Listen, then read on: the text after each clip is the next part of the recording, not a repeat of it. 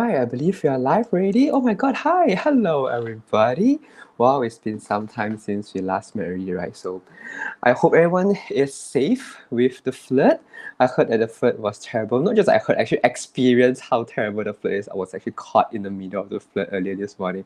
So I hope that everyone is fine, safe and sound and have maybe had your dinner ready.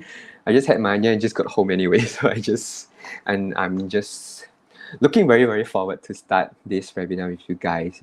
And this, I believe, it's been some few months already since we last did our webinar, and today we are back, right, for the Mindful Hour, the webinar by the Clinical Psychology Unit from the National Cancer Society of Malaysia.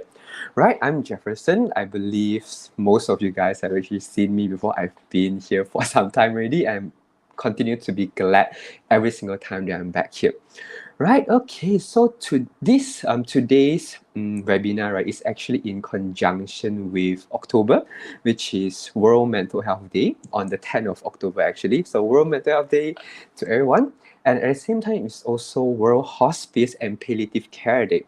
I believe most of us here actually heard about World Mental Health Day. It's a buzz thing right now, but World Hospice and Palliative Day, it's still something that we need to promote more about. And today our topic is actually a combination of these both together, right? And at the same time, the importance of mental health in hospice and palliative care itself, it's so significant that we actually have to bring it up to share with every single person about how can the person's cancer patient in particular, the well-being is being impacted, especially when they are receiving hospice or palliative care. Right, so while we're at it, I would like to invite my very good friend, my peer who has been such a good pillar of support to me when I was in my master's degree.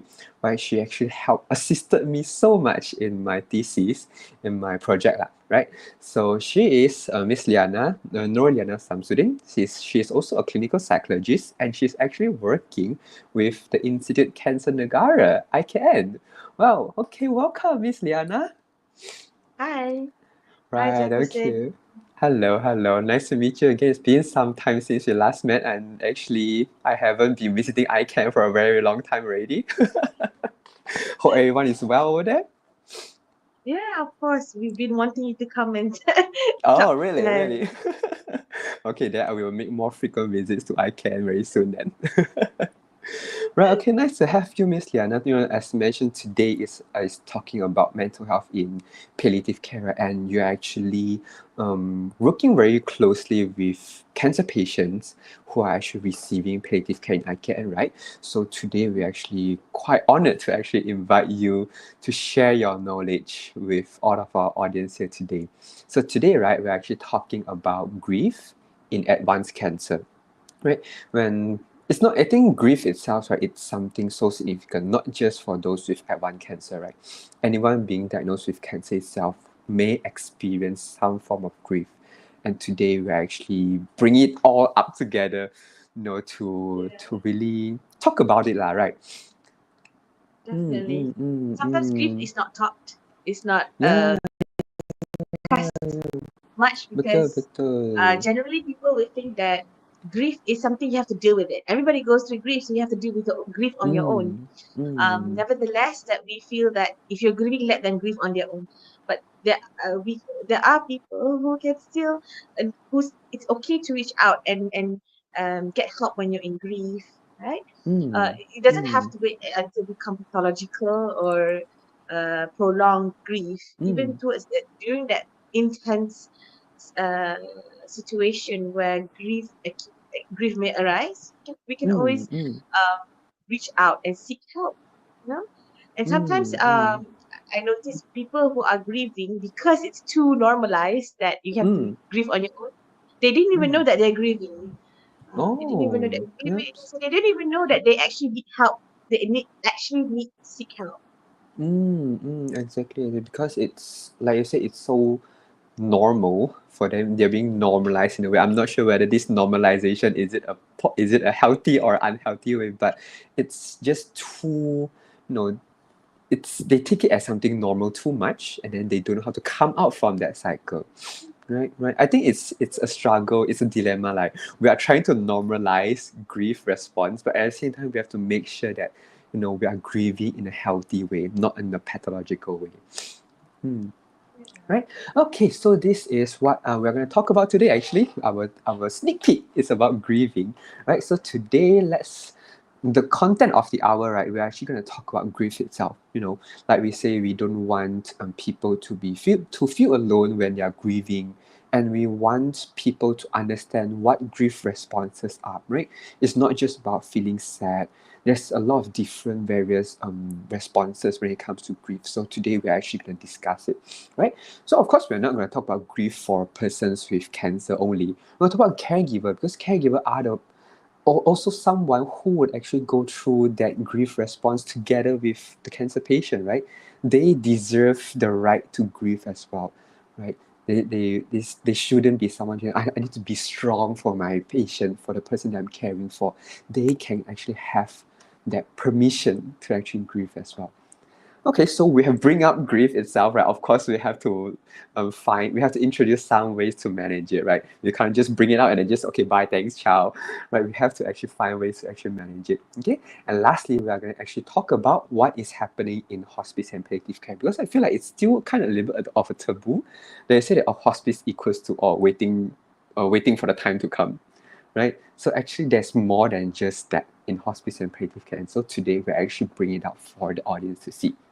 Okay, right. So grief. First, let's talk about grief, right? So, Miss Liana, when it comes to grief, right, what does grief actually mean, and what process actually is being involved when a person is grieving?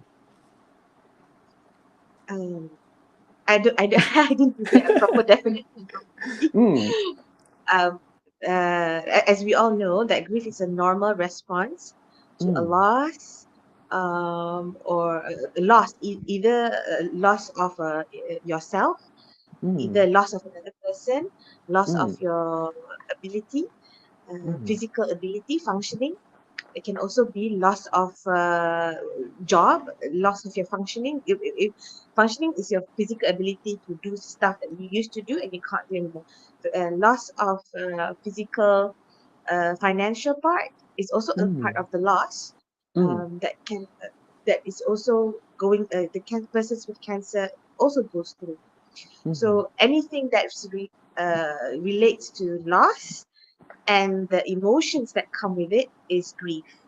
mm, So there's not just emotions; there's also other symptoms that mm, um, that we can see outwardly, or maybe some persons like Jefferson you mentioned. Some people just caregivers, they may like hide it to appear strong to mm, their loved ones, to the one that they are carrying. Yeah. mm. Yep. So I think So any, it's a lot of misconception when it comes to grief, right? People think that it's grief towards a loss of someone. Only then they'll feel grief. Actually, loss of something, it's a grieving process as well. Like, even just now in the afternoon when I was ordering lunch, right, and then the lunch driver just canceled my order. I felt that grief.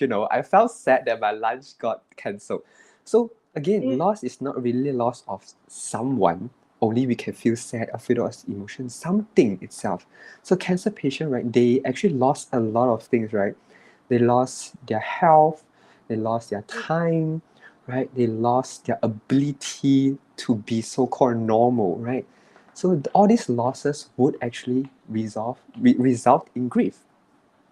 Like how Miss Lena said, grief is actually an emotional response towards a loss, right? And it's really more than just feeling sad. There's a whole plethora of emotions revolve around it. Right, then how about bereavement? How do we differentiate between grief and bereavement?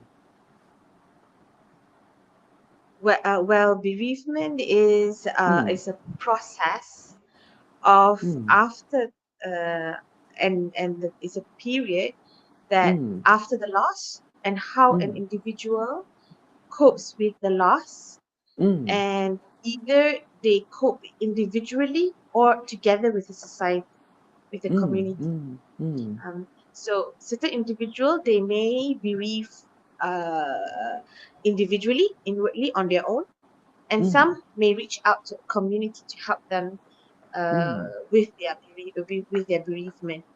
Mm. And Mm. sometimes, uh, if even if the individual did not reach out, the Mm. community would be able to reach out to them as well, rather Mm. than Mm. they have to go and seek help. Right, right. Okay, so grief itself is an emotional aspect of it, but bereavement is more like a behavioral or a process It's a of process grief. Mm. of grief. It could be a rites of rituals, the last Mm. rites, like last rites that people Mm. do for after a loss. For example, for Muslims, we have when someone passed away, there's rituals that we do. Right, we Mm. bathe we bathe the lot the loved our loved ones. We cover Mm. them, Mm. we bury Mm. them, and then after that there are certain series of things that we do for them after their passing, right?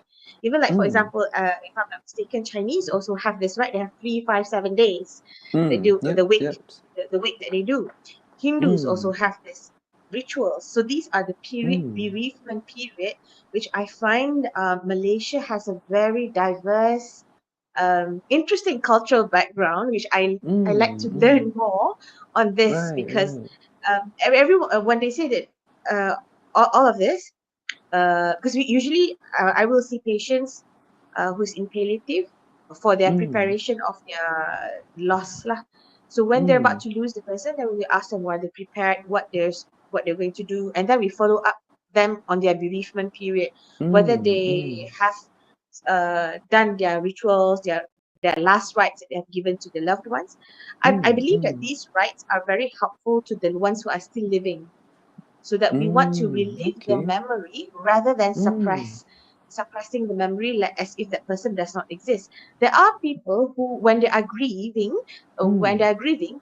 they totally want to remove any memory about that person. Mm. Yep, yep, yep. They want to discard their items and everything. Yes, immediately. Mm. It's because they Mm. feel that they associate their pain with the belongings of the loved ones. Mm. So Mm. every time, even the picture, every time they see the picture, they cannot, they cannot relive the pain of grieving over and over again. So Mm. they Mm. would just rather avoid. So it's an avoidance, as Mm. we know, it's an avoidance Mm. behavior altogether, or discard, or just they just throw it away, Mm. and that's just how individual works.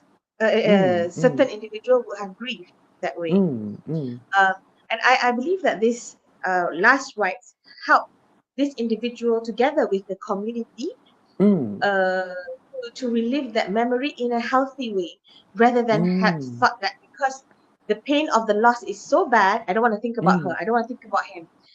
I'd Right, rather not right. have any picture of that person in this house, rather Mm. than having this picture, having this person or belongings. This one is a good memory of them to be in the presence, and how Right. the family or the caregivers are able Mm. to move forward in their life having that memory. So this Mm. bereavement period is adjustment to the loss, or the coping stages after the loss. Right, right, right. So can we say that with this mourning period, right? It actually helps them to come to acceptance towards the loss easier because they have the chance to actually come to terms of the memories. Really Mm, instead of just avoiding it entirely and then just assume that this person doesn't exist anymore, but actually yeah. they treasure them with their memories, knowing that they actually left a legacy even though they have no longer here. Yes, exactly. Mm, Exactly. mm, And it's why I say it's a process. It's not just mm, it's gonna be flowers and rainbows, or it's not just gonna mm, be too sad. There's gonna be days that the person will feel okay, they can function well. mm, There'll be days that they will feel too depressed or too sad mm, to think mm, about the loved mm, ones. So it's a mm, process, and there's ups and downs during that time. And we mm, have to acknowledge the fact that there is such period a person mm, need, or a time, allocated time. So mm, for so each culture and each religion, they do have Mm, a certain mourning period that they allow mm. uh, for people to grieve.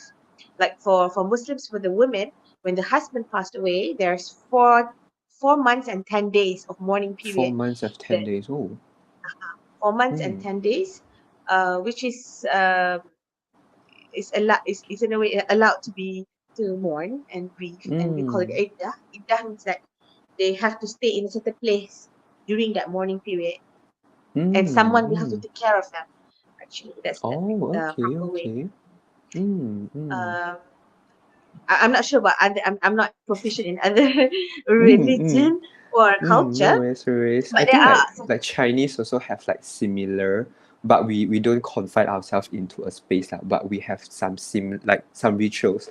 For example, some Chinese, right, they actually practice a 1 year mourning where they can't actually wear like very bright colored shirt. They can't do ah celebrations. yes, So during that 1 year, they can't actually celebrate. Even Chinese New Year, if their Chinese New Year just happens to fall in that year, within that year, yeah, they couldn't they cannot celebrate celebrate. as lively as how others did lah. Yes, yes. I've Mm. heard about that as well. Even I think Hindus, the Indians also the same. If there's a family member passed away, they cannot celebrate Diwali or Mm. any celebration Yep, yep, openly, I yep. guess. I Mm, can't mm, remember. mm. Right, Yeah. right. So you can see, religion actually taught us that it's actually okay to sit with those grief and really mourn towards the death of these individuals, right? So it's truly okay that we don't have to force ourselves to come out from that state, right? True. Yeah, Right, right, exactly. okay. So I mean we have been talking about like grief and all right. So what are actually the common grief responses, right? So I would like to just categorize it into four different categories. I think this is something very common that we use here. It's we try to look into the emotional part of things. Of course they will feel sad. Some maybe will even feel angry. Angry about why has they left us. Why has these individuals abandoned them. They will felt the sense of abandonment from those who have passed on, right? Or even if they are, because we're just talking about losses, right? So losses doesn't mean someone. So it was losing of something. So let's say they got diagnosed with end stage advanced cancer. So they'll get angry about the diagnosis, angry about towards the doctor who actually disclosed the diagnosis, right? Or they'll feel guilty that they didn't do enough to take care of themselves or take care of the person who has lost. And eventually they'll feel hopeless. Like maybe this person who was important to this caregiver, and then this person suddenly passed on, and they felt like their world is no longer important. They've lost a very important part of them. So these are the common emotional reactions. Okay, cognitively, right, the person will feel, sometimes they'll feel confused, like why. They'll start to question, why has this person leave me, and why does this have to happen to me, right? Or even when the person has passed on, they're in that grieving period, they're in mourning period, they find it difficult to concentrate. They have intrusive thoughts, attacking them every single day. They keep on thinking about the persons who have left, you know and even for physical sense, they'll feel tired, right? Their appetite will change, either being they'll eat excessively, or they won't have much appetite to eat at all, or they will have trouble sleeping. I actually have a lot of patients coming in to me, right? Not patients, actually the caregivers of the patient who have passed on. They'll come to me, they'll say that they keep on dreaming about the cancer patient who have passed on. They're trying to give them a message. So insomnia is actually quite something significant for those who are grieving and mourning also, right? Lastly, behavioral, they will actually withdraw themselves. They would think that, okay, I need to mourn, I need to be sad, so I shouldn't actually go out to meet people. They'll feel guilty even if they think that if I'm happy now, right, they'll feel that the person who has left them is gonna judge them, is gonna look down from the heavens and then see at them, right? So and then of course they have crying spells and also restlessness. They don't feel easy adjusting to the losses. So I think these are just the examples of some common grief responses lah, right? So do you have any other things to add on, Miss Liana? Oh, in fact, I do. I was just Mm, thinking of another element mm, to add. It's actually a spiritual response as well. mm, They will spiritual response, distress that they may experience is they ask why me, why I'm the one mm, who's getting cancer, mm, mm, why I have been a very good person. You know, I there's a lot of individuals that I meet. They're very nice. They're very good mm, Samaritan. They're good people. They take care of their health. mm, They don't smoke. They don't drink. They don't do drugs. Even if they're not Muslims, right? They still have they care for themselves. They mm, exercise. I had this one. mm, He's an elderly man. He mm, even at that time he was 70. He body mm, builds. So mm, and he when he got cancer, he said, "Why me? I've been taking good care of myself. I eat mm, healthy food. I don't mm, smoke. I don't drink at all. He doesn't mm, drink at all. I don't do mm, drugs. So why me? So that question, existential question that they have, I have been a mm. very good person. I don't hurt anyone. Why I'm the one who has to experience cancer? Right, exactly, Yeah. There's a exactly. lot of why me questions, Mm, and there's also in individuals cancer because they feel that I didn't do any. Did I do something bad? Is this like karma? mm, Is this like a God's wrath or angry at me, or I mm, am angry mm, with God giving me this kind of sickness and pain and mm, suffering? yes. You know, and they even have thoughts of death wish. You know, they have this Mm, death wish thoughts, which mm, leads to spiritual because to certain belief that having to end out your life by yourself is a sin. So mm. that will be a distress for them as well. Right, right. Just They're the like thought of caught in it. the middle.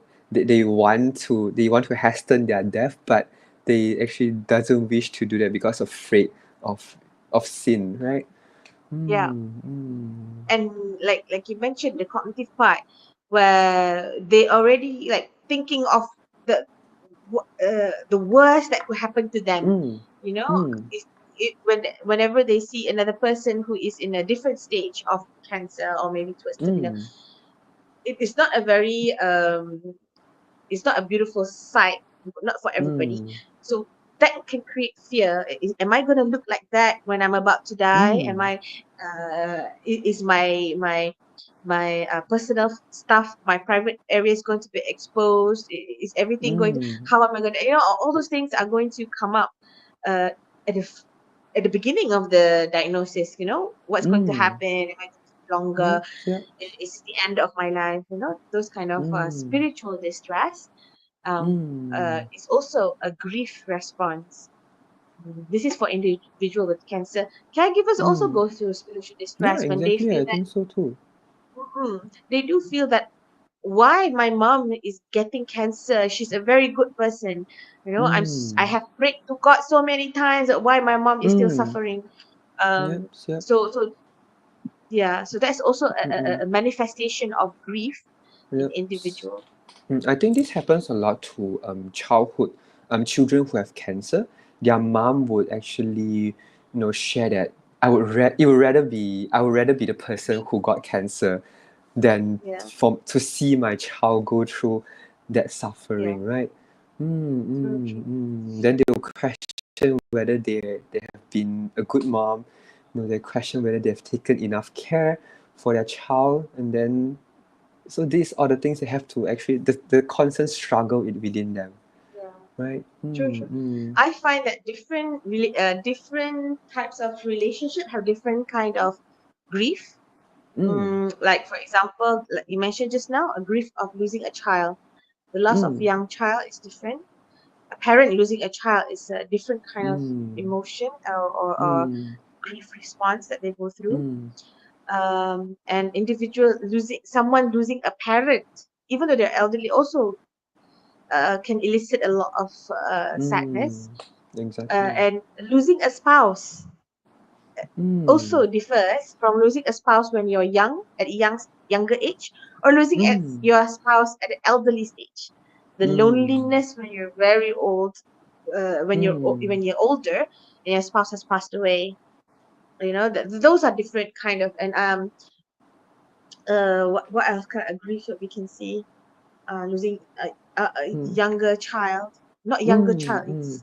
it's losing a, a, a child, even though not a Mm. small Mm. child, like 20s, in the 20s, it's also very different. Yep, yep, yep, yep. I just recently So heard about this thing called disenfranchised grief, this which is grief franchise, that it's grief that it can't really be shown out in public, is it? If I got it correctly?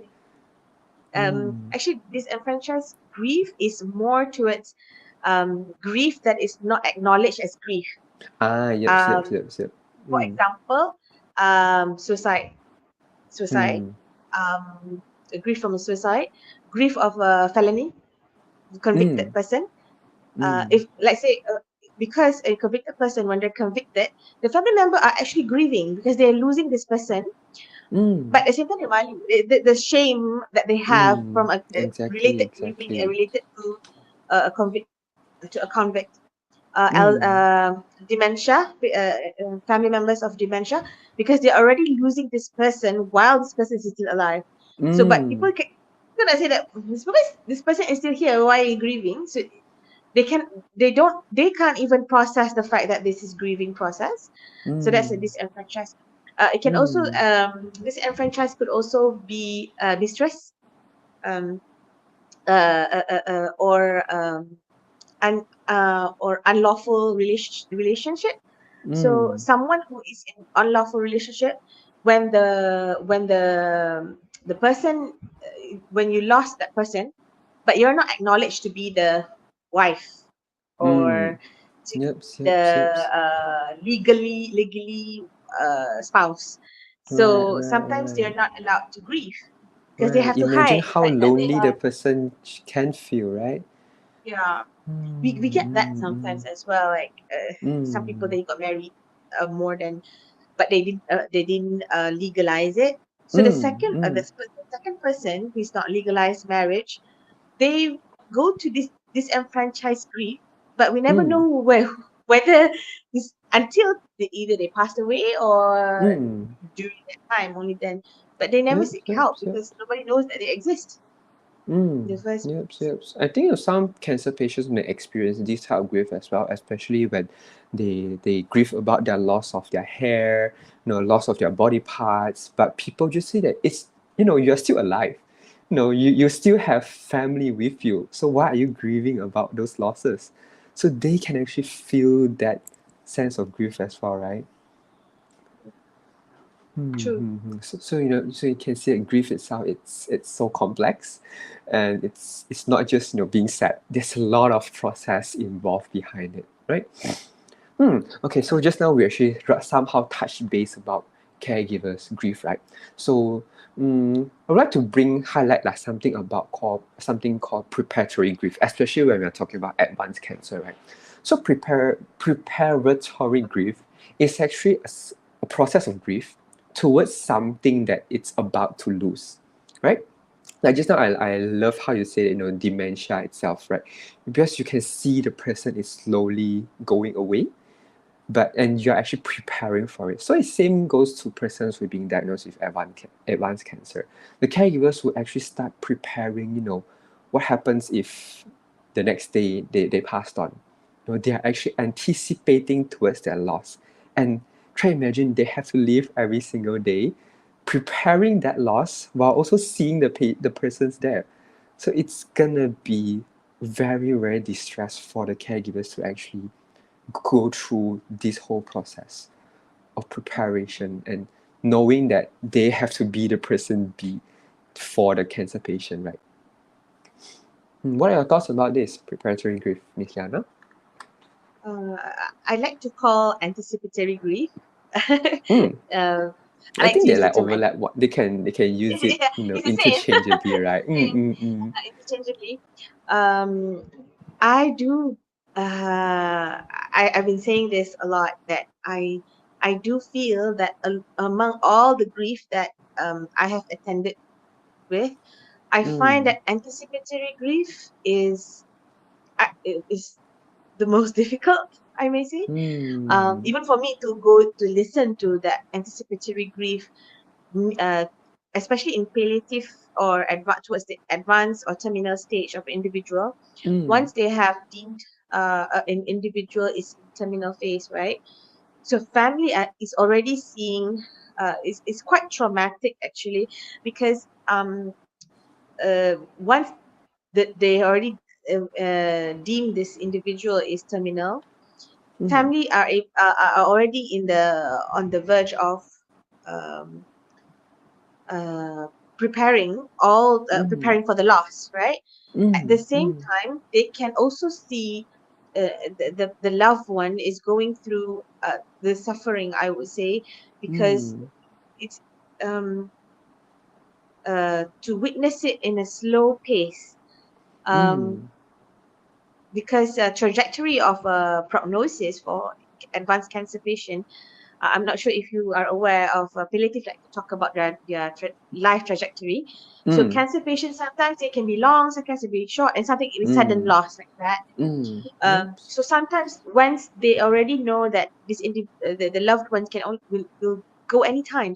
So during this period, I find this Mm. acute anticipatory grief.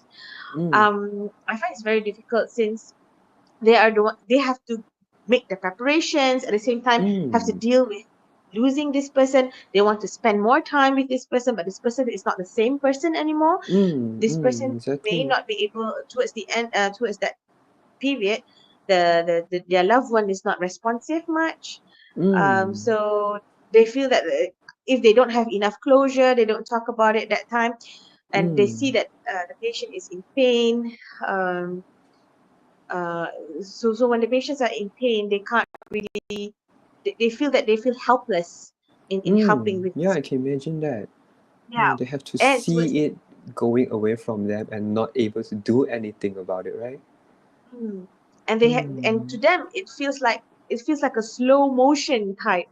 They have to see that day Mm. in day out. It feels Mm. like a long time, and it's not that they the caregivers also go through the spiritual distress, where they feel that they want they they love this person, they don't want to lose them, it's an impending Mm. loss, but at Mm. the same time they feel that it's better for them to go from this suffering, rather than Mm. having to go through this pain and they have to witness this pain.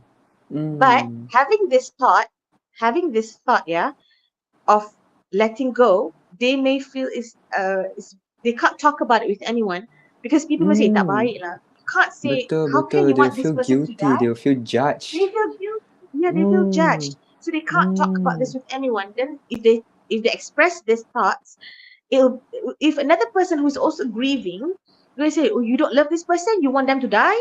So that's All already create a right. kind of dispute among there's other people who are grieving. When someone is going Mm. through cancer, Mm. it's not just the persons with cancer, it's the family Mm. members, the caregivers, their friends. They are also Mm. affected. you know. Mm. Um, Right. how many people that when we know them and we heard, oh, this person has cancer, then we get affected as well, right? Right, right, uh, exactly. so imagine for the closest persons with this first individual, when they're Mm. going through that, they have this anticipatory. They say, I find it very difficult to go through as them as well, because if Mm. I want to let them go, but I don't want to let them go. How am I Right, going to right, live right. in the future without them? But I know I Mm. can do it. Mm. They're debating Right, they're among always in this themselves, and constant struggle between yeah, inside of them. yeah, And it's really, really can be something quite a challenge for them to go through, right? And these are the mm-mm, things that they are constantly being challenged with, the need for them to balance their caregiving responsibilities and also their own personal life because they are still going through their own life, right? So eventually they'll yeah, feel isolated. They feel like nobody could understand them. Like just now you said, right? They feel guilty to share about those thoughts. They feel isolated. They feel like no one will ever even understand what I'm going through. mm-mm, And also they'll feel burnout, or maybe they will feel that they are not actually doing enough for the patient. And these are really, exactly. really They it's will I would feel say that they're the not doing.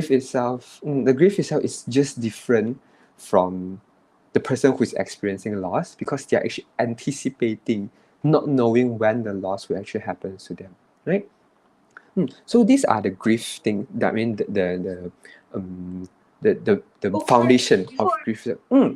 Yes. sorry, before we go to grief management, there's Mm, another complicated of complex grief which mm, happens around an individual with cancer is during COVID when mm, the loss is sudden and they're far away from anyone. mm, So that mm. grief is also another type of grief that is Right, right, right. complicated later on Mm, because they cannot, right, right. like when you said that they're not doing much, they cannot do, they feel that they haven't done anything for the person. So during COVID, Mm. remember during the time where you cannot It's see, lockdown. You can't visit the patient, lockdown, you right? cannot visit, you cannot go. So Mm, even to the fact that the ones who has passed away, they cannot give the last rites. So those are even grief that I yeah, find yeah. is Imagine that. very difficult Knowing that to they are go actually leaving, but we can't do anything. Again, it's the through. Yeah, I sense of mean, helplessness. yeah, yeah. Sorry, Mm. now you can go to. No, but I think it's something that it's really really helpful to bring up because we are talking about grief, right? Grief has can be manifested in so many various forms, and these are things that people really need to know about lah, in order to truly understand their responses. Right, so Mm, let's move along to grief management, right? So I think just now roughly we touched base about something on how do we work through grief, right? So grief itself, for the very first thing I would like to share is that grief, in order to go through grief, you have to truly experience the grief. Like whenever we do in grief work, right? So grief work, for the first thing I would do is actually just to understand what is involved in that grief responses, and then after just experience them, only then we can start to adjust to it, right? So this is how I actually do grief therapy with my patient. It's really help them to really sit with those emotions rather than pushing it away, sweeping under the rug, or thinking that it I shouldn't feel all this emotion. I should be happy. The persons who is lost already will be looking down on me from heaven, thinking, hoping that I'm happy. But actually, all these things we have to process slowly. We have to really let them, allow them to express, and then help them to adjust after they've truly expressed it. And that's how I actually do grief therapy. Then how about you, Miss Liana? Maybe you can share something about acceptance and commitment therapy. I know that you are actually a pioneer in this. not really. uh, Not really in act mm, for grief, but mm, mm, because we understand that grief is a process, that bereavement itself is a process, the process of grieving, of loss. mm, So what we have here is when we get the time, we do the follow up bereavement with the family members, mm, and we also do home visits with our team creative here. We visit the patient, and even after the loss, we will make mm, contact with them and mm, asking how they're doing, how they're coping with the loss, and also, so even asking how they're doing, calling them back, even after a while. Usually, when I call them, I usually don't call them immediately unless it's mm, a urgent, unless it's a mm. sudden death or a Yep, loss of a yep. young person. Mm, So uh, so even after I called them after 6 months to almost a year, when we call them, they will say, "Oh, there's still someone remembering my dad. I mm, never thought that someone would still remember and call. Thank you for calling. I thought people forgot about him already. Just a mm, simple call mm, asking about your dad. How was he? And then when we talk mm, about it and they reminisce it again, mm. it's a reminisce of their memories, that they relive their good memories with the person that they love, Yep. and that actually helps them to talk about it. Because sometimes people, like we talked before, okay, they just want to sweep under the rug, they want to talk about it, they Mm, don't want to suppress it, leave it, avoid it, avoidance behavior, all those things. mm, So mm. when we just giving a simple call and asking, and we sometimes we don't have to ask much, they want to talk about the loved ones. Think that other people may have been tired of listening to their stories. Mm, So there was someone still wants to know about my father's legacy, my mom's, mm, talk about so those things brings good memories. So Mm. like you mentioned, there's also live review. Mm. And we also visit our the patients, the Mm. caregiver, after a month, if Mm. because these patients are our home visit. We visit them during when the patient is still alive, and so we follow up Mm. with them with phone calls, and then we visit them at home. And Mm. even during that visit, they really uh they really appreciate that visit. And sometimes our Mm. nurses will provide a small token, just like a grief token for them as remembrance that Mm. uh, we were together with them in their journey of the cancer of the loved Mm. Yep. ones. Yep. So Yep. they really appreciate it so much, even Mm. after passing. Um, Mm. Mm. so usually we go and they will, not that we're expecting any food, but they will Mm. like I said, celebrate, and because they Mm. want to talk about their loved ones. They want to Mm. talk Yep. about Yep. Yep. Yep. experience. Yes, they want to Mm. talk about the Mm. experience that they had during the caregiving Mm. session that Right. they couldn't talk that time. They, they Exactly. couldn't express it. They had to suppress because they had to be the stronger one. So Mm. only when the loved one is not there, they can express it because they cannot, they don't want the loved ones to see that they're crying or they're struggling. Mm. Mm. They want to be, they want to show as if they are the one who can able to take care. They are able to live Mm. without the person. Yep. So Yep. so Yep. that brings good memories and how the Mm. experience, Mm. and Right. Right. I they think also memory really, itself. Memory itself is such an important aspect because it carries a legacy, it carries the purpose, it carries the meaning of the person along the way, right? It doesn't mean that when a person is past already, then it doesn't mean that it's, closed book, okay, done, that's all, next chapter, yeah, right? Actually, we can review the book again, right? To review what's the memories of it, knowing that they will be with them with a yeah, long time through their memories. Although the mm, person is not physically here, but in memories of it, they will still remember them. Like I said, like you mentioned just now, when we talk about the memories with them, they eventually will start to open up, right? They will be it will be very surprising to see that they are actually quite happy to share about all those memories, those great memories, even sad memories. I also deal with patients who have sad memories, but that's where we actually help them to look for a different meaning, a different light under those memories. So I believe these are things that we help our clients, our patients, or even the caregivers to move through that process of bereavement and process of grief itself. So these are the examples that we usually use in therapy to help yeah, our patients to come up from that grieving process. Not to say that we want them to fully so-called recover from grief, but actually help them to process grief in a more healthy and adaptive way. Right? They will still cry once in a while during therapy, but yeah, it's a natural process, right? Especially during the first anniversary of their death. Of course they will cry. Because it's yeah, the very first time that they know that, oh, after this year it's me all alone, right? I have to go through this new year, alone already. So of course they will without, feel all these emotions again, right? So true, true. it's really to be there to help them to express, like Miss Liana said. Just ask them how are they doing. They would feel the love, the assurance from you, and then they will start to share.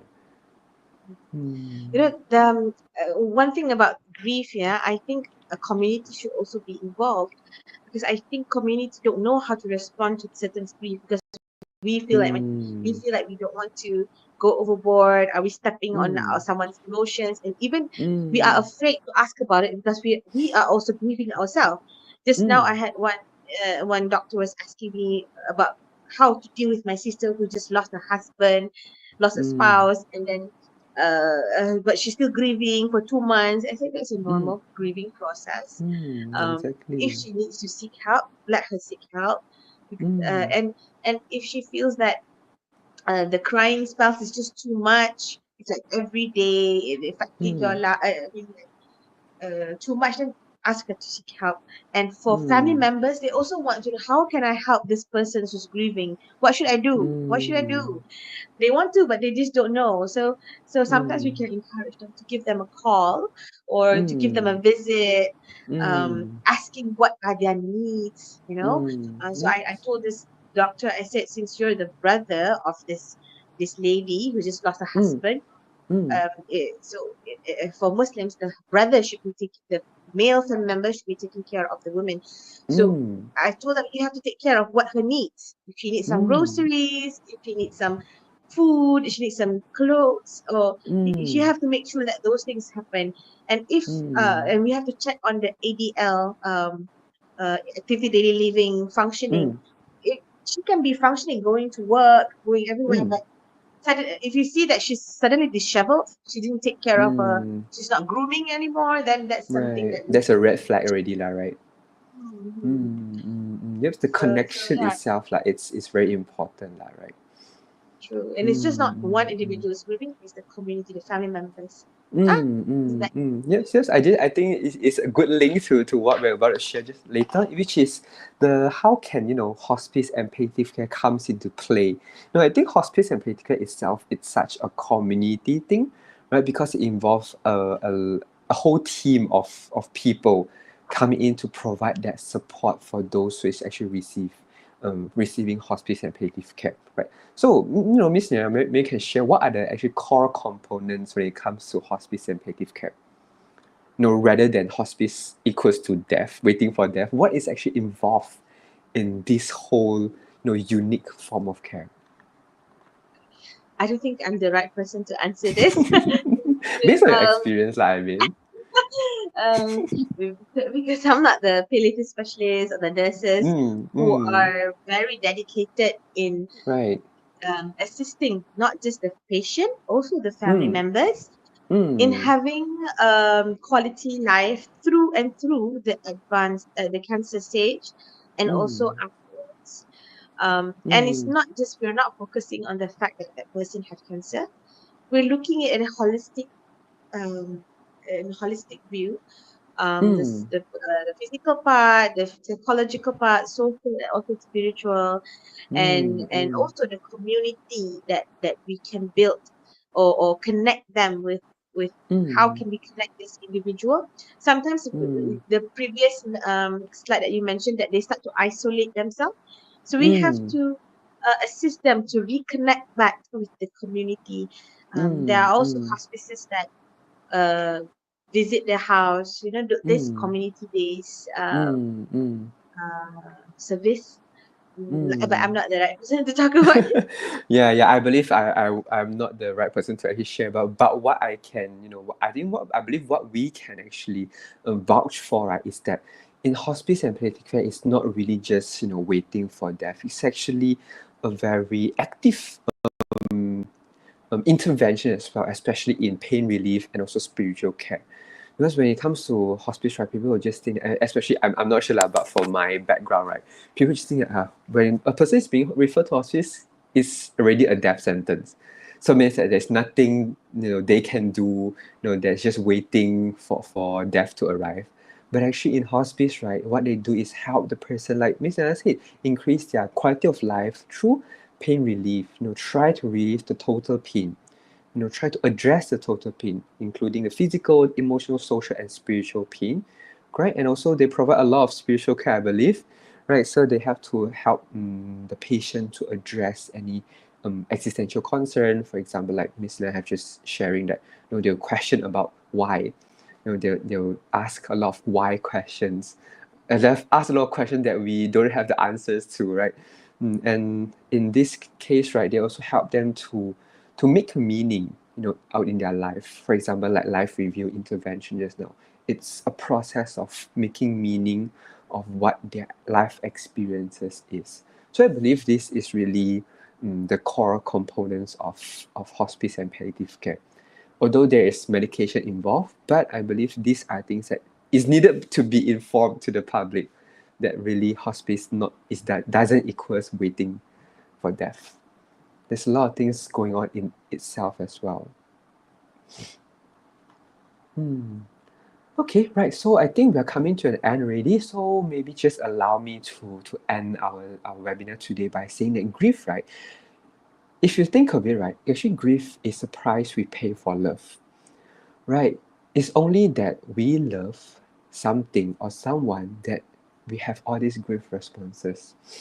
If this person, right, we don't, or this person or something, we don't really love towards it, then I would question whether we have all these grief responses, right? For example, if you look at news about someone who has passed away, if you have no love for this person, right, you may just see that okay, oh, it's someone who has just passed. But if for your personal, you have this love connection with this person, then of course grief is something that we have to pay for, right? So actually healing from grief itself, right, it is possible through connections and emotional care. Like how Miss Liana said, when it comes to grief itself, we have to stay connected to the community, to your social surroundings, your society, the persons around you, and of course, looking into yourself. How are you taking care of your emotion when it comes to grief itself? Would you agree with that, Miss Liana? Yeah, definitely. Mm, mm, mm, mm. Actually, I got this quote from a podcast that I was listening to, and then I felt so relatable. That really grief, it's really the price we pay for love. Like my love for my lunch earlier, and then I couldn't get my lunch, so I grieve over it. Okay, right. So, right, I think that's come to an end. So, in conjunction with World Mental Health Day, NCSM is actually doing this program where we have a mental health screening for throughout the whole month. So, actually, for those who are willing or trying to actually understand yourself better, to look into your inner world or inner emotion, you can actually scan this QR code, or I think the link would actually be posted up in our comment section, right? So you can actually click the link, scan it, and then me, myself, and my colleague, right, who is also a clinical psychologist, will actually provide you a free 30 minutes consultation, online consultation for those who have already registered. So this allows a gateway for you to better understand your inner emotions, your current state, and also seek for support in a way as well. Okay? So for those who are interested, you can actually take a screenshot, you can scan the QR code, or you can actually click at the link later at the comment section below. Okay, right. I think that's the end, Miss Liana. So we have actually reached the end of our webinar. I think this is a webinar that holds truly dearly to me, because it's really something I'm working on to provide more support in this community, especially persons who have advanced cancer and being referred to palliative care, which I feel that there's a lot more we can do as a mental health practitioner for these individuals. Okay, so we have come to the end, Miss Liana. So how do you feel about today's webinar?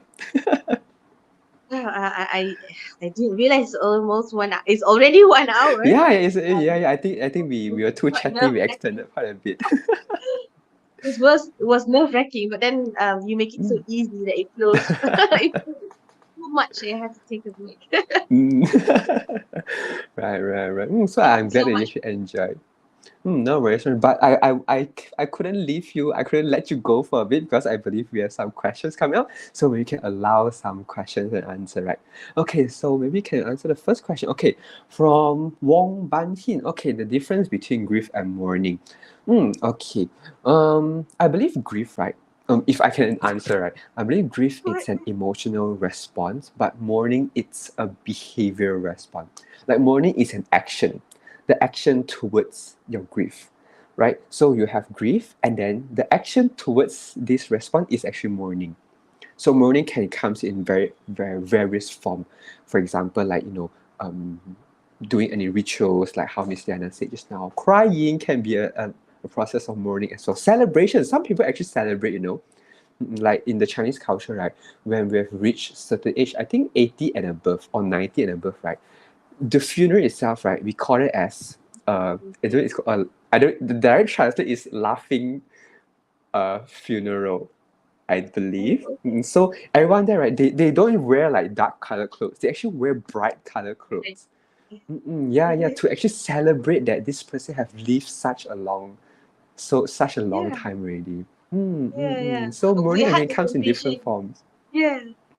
That Mm. reminds me, I had one patient, like, he lived like more than 100 years. So the Oh hand wow. is red. So we was wondering, isn't this a grief, a grief Chinese, because this person have lived more than 100 years. So that's why they have Mm. red tent outside. Yep, Yeah. yep, yep, yep, yep. So again, mourning is the behavior, the action to how to say, to express your grief response, in that sense lah. So bereavement is a period. Okay, grief is a emotional response, and mourning is the action to express the grief itself. Mourning Okay. can also be culturally different. There's a cultural Mm. difference of mourning, Yep, yep, cultural and yep. also religious difference. Mm, Um, mm, they mm. have a different kind of action that is acceptable. Yep, yep, yep. So I believe there's no one right way of mourning or any wrong way of mourning, right? It just really depends on how did you want to express, how did you want to go through this period itself in a healthy way, Yeah, of course. yeah, definitely. Right. Do we have another question then? Okay, from Skyline Creative. Okay, so what role does spirituality or religion play in helping individuals cope with grief during cancer? Okay, Miss Lina, I think this is your area, so go for it. Oh, this is a very, very good question and Mm, detailed. Spirituality, first I got to explain there's two different things. One is spirituality, one is religion.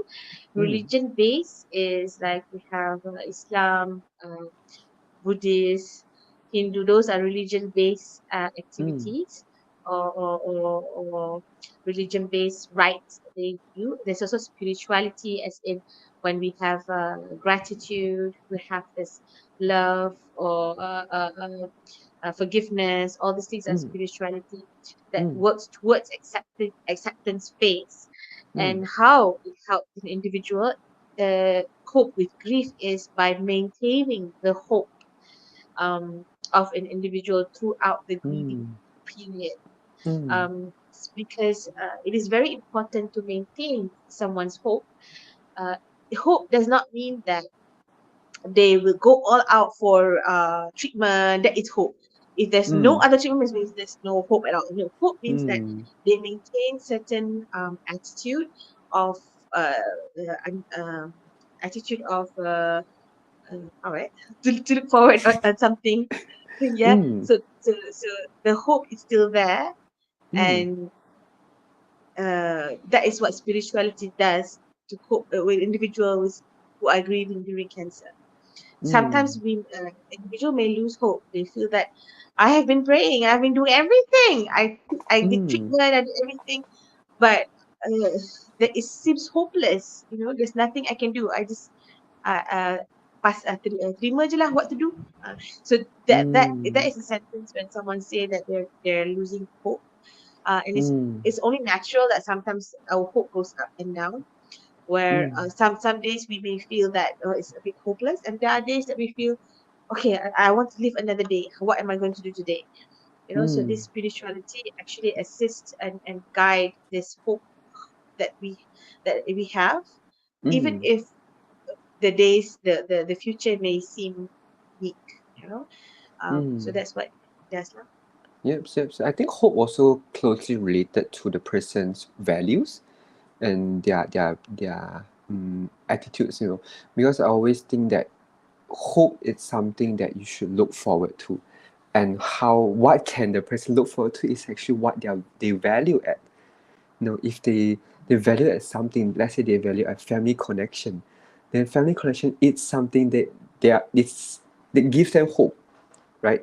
If they're able to get that connection from a family, then they will be hopeful in a way. So, yep, yep, yep. And I like how I said, sometimes when a person say they are already accepted, doesn't mean that they are actually so-called accepting it. It can be a form Mm, that they mm, are actually mm. hopeless. Yes, There's nothing to look forward to, so that's why they just terpaksa accept paksa it. je. Sometimes it's Hmm. the word redha, terima, those are socially acceptable words. Sometimes you just want to say it, so you just go away. Don't talk to me about it. Yep, yep, But yep. we have to explore more and understand the way they say it and how they Mm, say it. Whether the context, whether it is it real acceptance, or mm, it's just to brush it off a little bit. So mm, maintaining hope is very important, even towards the end of our life. I hope that we all mm. maintain that hope. Yep, yep, yep, yep. Okay, so thank you so much, Skyline Creative. So I believe we have a last question. From Hazi. Okay, so how can family members and caregivers support someone grieving a cancer diagnosis, okay, without neglecting their own emotional needs? So I think this is towards, how caregivers can actually look after themselves, right? So, how can they Definitely. actually look? Okay, I was just want to throw to you. Right, okay. The emotional needs, I would say that try to understand where does these emotional needs come from. I always help my clients, right, especially caregivers, try to understand where does these needs come from. Is it this need is really that they feel obligated to do? For example, right, they feel that okay, I'm a caregiver, so I have to do something. Like just now when we were talking about they have to be strong for the patient so that they would be hopeful or be strong together, right? So I'm just gonna question lah. So are these needs really your own needs or the needs that you feel like it's supposed to be given? It's supposed to be shown to someone. Does that answer the question though? I feel like that kind of ask. It does. It does. Mm, So this is mm, to mm, emphasize self-care for the caregivers. Sometimes caregiver may feel guilty to even take care of mm, themselves or even taking time off, because they fear that if they leave the person, what if they die that day that they leave? And mm, or they even feel that this person needs me more. I cannot leave them. They are very sometimes patients may be clingy at certain times. They just want this particular person to care for this person. mm, However, we have to understand that caregivers are also human beings that needs rest. mm, Caregiving is not this 8 to 5 work. It's a 24 hours and mm, 7 days a week. Um, mm. Full-time job that is taking toll on your physical, Exactly. emotional, your social also is affected. You're not going out with your friends or going see colleagues, or we are social being. We need those things. It can also affect our financial and also our spiritual part as well. So we need that spiritual part for ourselves. We need to pray for ourselves as well. Mm, So at the same time of giving the need to the person that we're caring, we also have to remember, if we want to care for others, we have to care for ourselves first. If we betul. collapse, who's going to take care of that person? Mm, There are lots mm. of cases where I we find that the caregiver who passed away first, um Oh. yeah, there's a lot of cases, and then I have to attend to the cancer patient because they grieve for the loss of the ones who have been there for. Oh my God, okay. That's even worse because they feel that I'm the one who Mm, should die first, but then the one who care for me is the one who lost right, me. right, right, Um, right. so there's a lot of that's another type of grief. So Mm, definitely we do not want that to happen. So if we have other family members, reach out. Not just you're not the only caregiver. You can rotate mm, with other caregivers. If you have other siblings, or sometimes not necessarily siblings are the ones who will be there for you. You can have. mm, I see there are patients who have friends, who have neighbors who are there to actually assist. Sometimes we just need to reach out to them. mm, Um, People are good. Good people are there. They're there. They want to help, but sometimes they don't know. They also don't know how to extend. How can I help you? exactly. Mm. Because they are So, so used to being the person helping, others, mm, so they don't actually know how to seek help from others anymore. right. So once in a while, go for a massage, go for a spa day. Yeah. Right. Sometimes I tell that to the caregivers.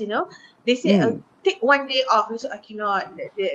The patient, patient wants me only. Don't want anyone else. I say, mm, okay. If you mm, feel 24 hours, one day is too much to go out, why don't you just we gradually ask them to take the control away.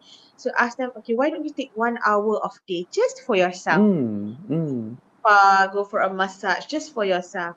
And then they start to think, "Yeah, at least 1 hour, someone else can come. There'll be a nurse girl, at least be there with the patients." Yep, Yeah, yep. so And just sometimes it's also very gradually, cute. Yeah, and sometimes it's also very cute that the patient actually join me to ask the caregiver to go for a day off. They say that yeah, I'm so done seeing you already for 24/7, so I just go off for a spa day. yeah, Yeah, yeah. So really, Hazi, so really take care of yourself while you are taking care of others. So yeah. really, you deserve that self care as well. As much as you are caring for others, you actually deserve to be human, to take a rest also, right? Okay, so I believe that's the very last question that we have. Oh my god, okay, we There's have no time. extended Sorry. our hour today. I think it's just some topics that we are both really passionate about and we really want to share about it. So I think it extended a little bit, and I hope that our audience doesn't mind. No, we being too chatty lah. I think we're grieving ourselves because we see grief all along. We just need to talk about it. This is our As we chance to want, let it all out, right? yeah, as much as we want to advocate others to talk about their grief, Mm, we mm. also have to talk about ours. Right, right, right. Okay, so today is like a peer supervision session, is it, Miss Diana? Yeah, thank you very much. We have our audience here to join us in our supervision today. Right. Okay. Thank you so much, Christina. I believe that comes to an end, and thank you every single person who managed to join in today. So thank you so much, and please really remember that grief itself it's something normal for everyone to experience. There's no right or wrong. You don't have to feel guilty to grieve over something that you lost, something or someone that you lost. Okay. So with that, I believe we come to an end. Thank you every single person who joined today and have a great rest.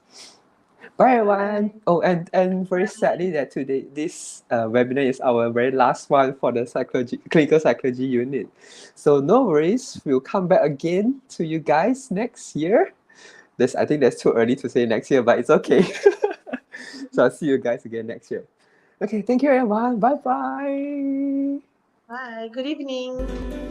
Have a good rest, everyone.